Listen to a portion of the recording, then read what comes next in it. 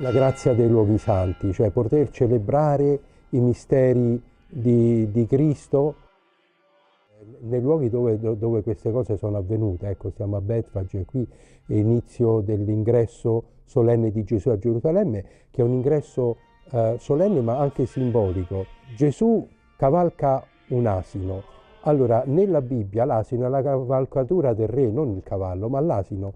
Tant'è che quando Davide muore, lascia in eredità la sua asina a Salomone, al figlio, come per dire, ecco, tu sei il mio successore. Quindi anche questo entrare su un asino ha proprio questo aspetto, no? Il re sta entrando a Gerusalemme, ma è un re umile, no? Lo dice Zaccaria e lo sappiamo, lo dice pure Gesù, imparate da me che sono mite e umile di cuore.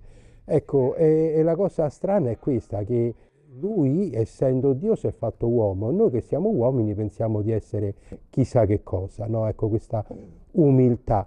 Questa umiltà che si impara volendo impararla, indubbiamente dalle umiliazioni. Tutte le volte che riceviamo un'umiliazione, se la viviamo con pazienza e con fede, ecco, e non con rabbia, ci aiuta a crescere nell'umiltà.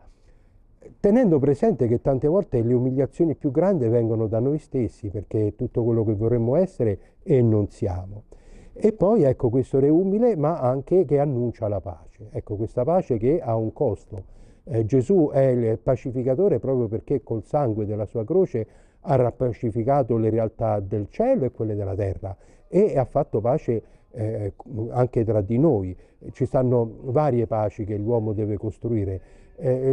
Può sembrare strano, ma la prima pace è quella con se stessi, no? E il prezzo di questa pace è la pazienza e l'umiltà. Poi c'è sta la pace con gli altri, ma per far pace con gli altri c'è bisogno di accoglienza e di perdono.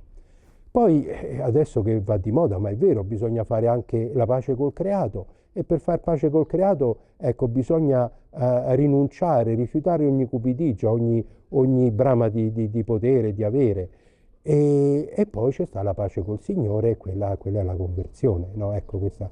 Allora, questo è l'augurio, no? Che in questa settimana santa possiamo diventare un po' più umili, ma soprattutto diventare anche operatori di pace, facendo pace con noi, con gli altri, col creato e soprattutto con Dio.